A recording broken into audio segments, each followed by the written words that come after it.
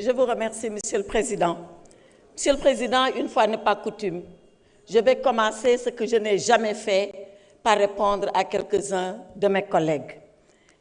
Je le dis parce que dans cet hémicycle, nous avons toujours eu des débats civilisés, des débats de très haute facture. Mais à ceux-là qui ont pensé qu'en s'attaquant à des collègues députés comme eux, ils ont fait œuvre utile, ils se trompent. Surtout que, quand on est chrétienne, qu'on est en carême, qu'on a décidé de citer la Bible, qu'on la cite correctement. La Bible dit, et exactement elle dit, que ce sont les derniers qui seront les premiers, et pas que les premiers seront les derniers. À ceux-là qui ont dit qu'ils ont un maquillage, un démaquillant, ce démaquillant, il est sale. Je les ai connus à l'étranger plus posés et plus responsables que cela. Ce n'est pas le micro qui fait la personne, ce sont les idées et le comportement qui font la personne. Cela dit, Monsieur le Président, parlons de la loi. Parlons de la loi et parlons des deux lois. De la loi du 13 mars 2024, celle-là que nous avons voulu porter au nom du peuple ici, par des députés comme vous qui l'ont voté pour ramener le calme et la cohésion nationale ici au Sénégal. Parlons de cette loi du 13 mars 2024 qui a dit si nous sommes des Sénégalais et si nous sommes des humains, comme Nelson Mandela avait dit alors à ces geôliers de l'Afrique du Sud, à ceux-là qui avaient prôné l'apartheid, pardonnons parce que nous voulons retrouver l'humanité en nous. Et parlons de cette fameuse loi, parlons de cette fameuse proposition de loi, cette loi qui fissure la société sénégalaise, cette loi de règlement de compte. Alors, Monsieur le Président, je dis une chose, mes honorables collègues, à ceux qui veulent voter la loi, votez-la. Mais je rappelle que ceux-là qui voulaient l'abroger étaient là, à ce pupitre.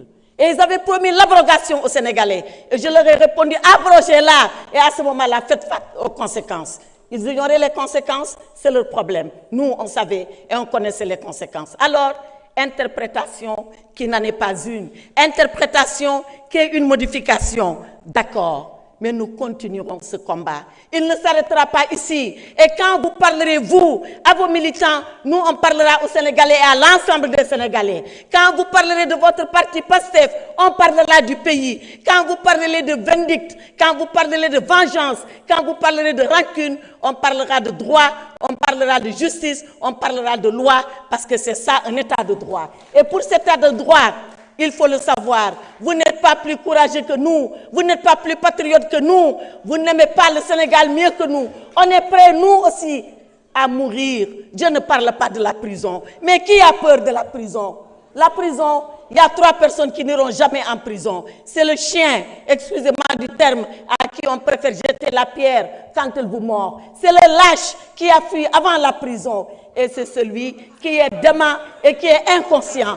Alors, chez nous, il n'y a ni chien, il n'y a ni lâche, il n'y a que des courageux. Et quand il s'agira de mourir pour le Sénégal, on est prêt à mourir pour le Sénégal.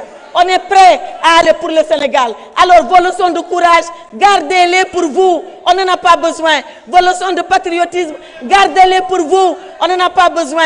Vos leçons que nous aimons plus le Sénégal.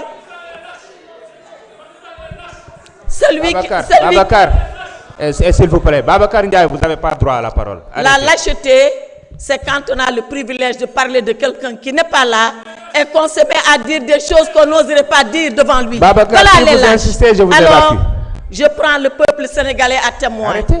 Et je dis à ce peuple vaillant, je dis à ce peuple courageux, je dis à ce peuple qui jamais n'a oublié son histoire, regardez ce qui se passe ici, à l'Assemblée nationale. Et demain, l'histoire le notera. Demain, surtout, la vérité éclatera. Faites ce que vous avez à faire. On continuera de faire, nous, ce que nous avons à faire.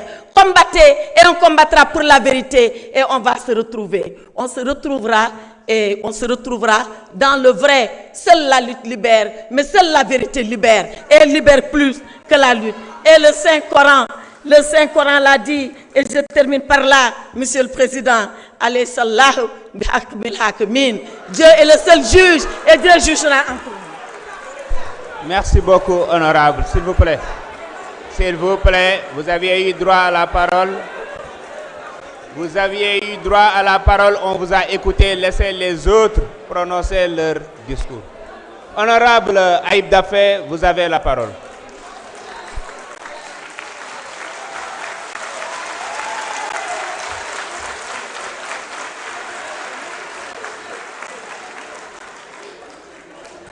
Voilà, merci beaucoup Président. Chers collègues, honorables députés, may profito ci korité bu ñu génn baalu ñëpp ak di baal ñëpp ak yàlla nañu yàlla boole baal ñu fekkee ko ay déwén yu bëri ni nuyu sénégalais yi ñuy seetaan yëpp opinion nationale beeg internationale.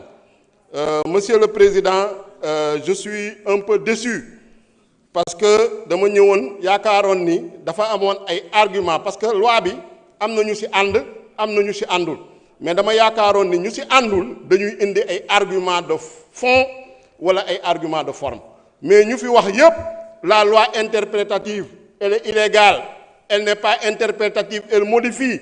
Ils n'ont apporté aucun argument, cité wuñu benn article waxuñu loi bi lan la violer. Donc c'est de purs envolées lyriques, c'est de la prose sinon de la poésie, mais ce n'est pas du droit, ce n'est pas, vous ne faites pas office de législateur. Il faut être sérieux, il faut être rigoureux. Si on prend la forme et lu ñuy def nii yëpp c'est pour éviter en réalité de répondre à une question de fond qui est toute simple. Est-ce que vous êtes pour ou contre l'impunité sur les crimes de sang? Et ça, notre collègue Amadou Ba a pris l'initiative de dire qu'il est contre l'impunité sur les crimes de sang. C'est ce que Pastef, lors de la 14e législature, dans le groupe Yewwi Askan Wi également, avait prononcé pour dire qu'on est contre l'impunité sur les crimes de sang. C'est pourquoi nous n'avons pas voté la loi d'amnistie de 2024. À l'époque, la présidente du groupe parlementaire qui s'est présentée tout de suite ici était la promotrice de la loi. Et c'est elle qui a, en tout cas, entretenu l'ambiguïté et le flou qui ont justifié aujourd'hui cette loi interprétative. Parce qu'il n'y a pas de loi interprétative sans flou, il n'y a pas de loi interprétative sans ambiguïté, il n'y a pas de loi interprétative sans obscurité. Et sur la forme, cette loi est passée par toutes les étapes. Depuis un mois, on débat, on discute à l'Assemblée nationale, en réunion de bureau. Ça a été transmis au président de la République pour avis. En conférence des présidents, on a fixé la date. J'ai vu un collègue non inscrit qui dit qu'il n'était pas au courant de la date de la commission. C'est de la légèreté. En conférence des présidents, les non-inscrits sont représentés. Arrêtez votre cinéma, vous êtes des absentéistes.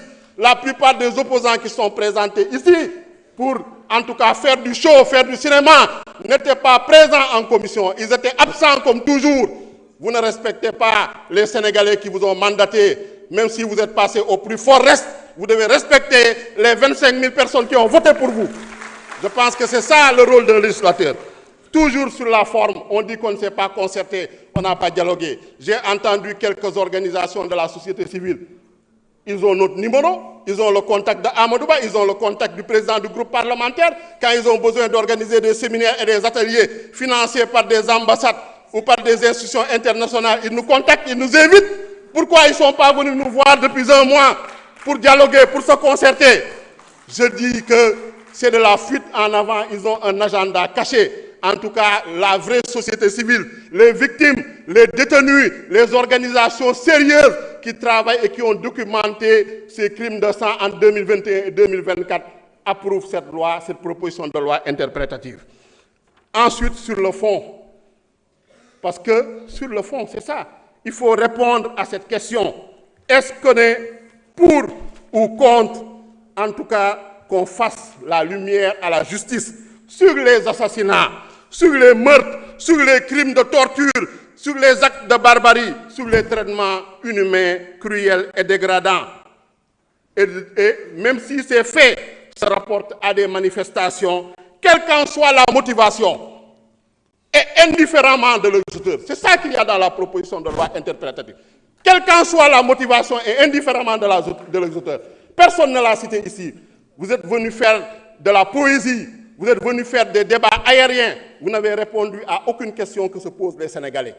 Parce que vous refusez de répondre à cette question-là. Vous êtes les complices et les alliés objectifs de ces criminels de sang. Et grâce à cette loi interprétative de notre collègue Amadou Ba, nous, groupe parlementaire PASTEF, ainsi que tous les députés épris de justice, tous les députés épris d'humanité, parce que l'humanité c'est une valeur universelle, le droit à la vie c'est une valeur universelle, et c'est ce que dit l'article 7 de la Constitution, pour dire que la personne humaine est inviolable, elle est sacrée.